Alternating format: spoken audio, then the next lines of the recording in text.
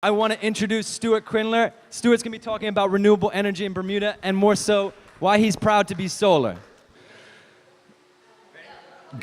I am proud to be solar.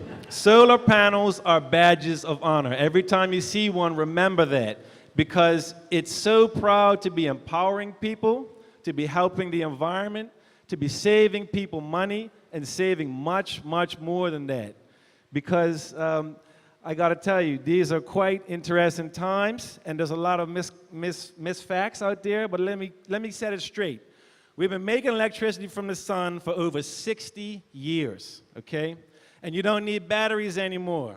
To get a good payback, batteries not necessary, and if you can afford your BELCO bill, you can afford finance solar. The power of the sun is awesome, the power of science. I love nuclear energy. I love nukes that work for free and pose no danger to my island home. 93 million miles away is as close as your nuclear energy needs to be. More sun energy hits Bermuda in 3 days than BELCO makes in a year. So this is the most beautiful place on earth. Think, what do we got to do to keep it looking like this? We need to do a bit more, but it's easy. Economically, socially, environmentally, solar touches all three pillars of sustainability. So there's no excuses. We got to do better, just like Gordon Hamilton Berlin did in 1935 when B Solar Bermuda Engineering was founded. He's got blueprints there of the Bermuda sun heater dated 80 years ago. The technology has only improved. So respect your elders, because it's so important to do that, and I'm so honored to go to California to meet the godfathers of solar that have been living with it since the 70s. To come back home in 2010, work with Alan and Travis Berlin with the shared philosophies of making Bermuda better and more equal through solar. And a big shout out to Feed My Lambs and what they do in Haiti. It feels good, so good to empower people. I work with the most talented, diverse group of people in Bermuda. Some of them didn't know anything about solar. Now they can't get enough.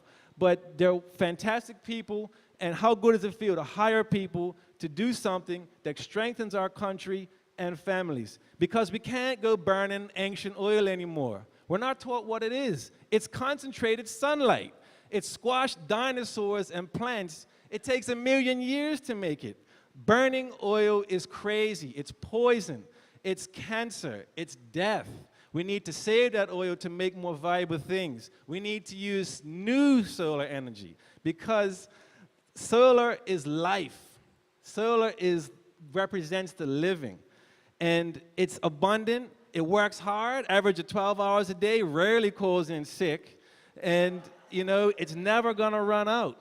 But our time is. So it's vital we look at how easy it is. You hire a good quality team, they put the solar panels on your property, they power everything in your house. Hey, why not make your own solar gasoline for your electric car? And if you got too much, let it go through your meter to feed your neighbors and get a negative bill. This is possible now, today. It has been for years. Here are some examples. A lot of these have already paid for themselves, these systems. If you don't want to see your badges of honor, put them in the valley. If you don't want them on the roof, put them on the ground. Bottom line is there's so many options and there's no excuses to make it happen.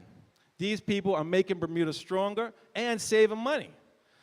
And speaking of money, some have got a lot, some do not have so much.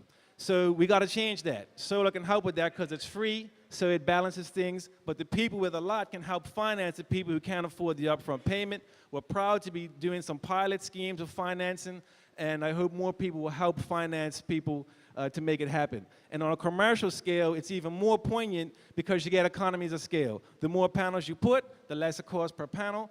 And for a lot of nonprofits, that's a big deal. Their monthly costs are what holds them back, and they could do more with their money. And again, it's easier to finance it. So we got to make a big difference, and commercial can help. And this is the difference we're making. In 7 years, we're saving millions of dollars, guaranteeing millions of dollars stay in our country and stimulate our economy, not to go overseas to buy oil. It's a double win. We've employed lots of people, we've trained lots of young Bermudians, but we got to do more, and we're growing, and we're proud. And you think everyone would be for it. They say they are. Sometimes there's too much red tape. a lot of great people running good-intentioned departments that are not talking to each other and they're holding us back. They got to move at the speed of solar, the speed of life. So no matter what, though, we're not going to let them hold us back. We're going to keep going because we're at a critical point. This is serious times. The hottest 16 years ever recorded on planet Earth happened in the last 16 years. This year is no different. Droughts are increasing. We feel it. Hurricanes are getting stronger. There's more deserts. So the power is with us to make a serious difference, and Bermuda's on the front line, okay? What's it going to look like in 80 years in our country? Imagine children born today that may well see the airport, Belco, Gorham's, large parts of Hamilton underwater. This is fact. This is science. The question now is, how deep is that water going to be? So we've got to do some serious thinking. Climate change is real. It's a fact. It can't be denied. And it's on our doorstep. Remember Faye and Gonzalo? That's what we got to prepare for. 200-mile-an-hour storms. It's not all doom and gloom. Look at that building on the lower left. It's got solar that survived Hurricane Sandy, and thousands of panels here survived all the hurricanes I mentioned. So the choice is with us. The world is in our hands, all of us here, you, me. What are we going to do to make a difference? It's up to us to grasp the moment. We have the technology, we have the know-how, we have the money as a society. We got to make it happen because we are going to be judged in many ways. So our children are going to be asking us, what did you do for the planet? What did you do to make the air cleaner for me to breathe? What did you do to make us freer from oil? It's so vital because the sun is unlimited. Our time is not. We got to act now. Thank you.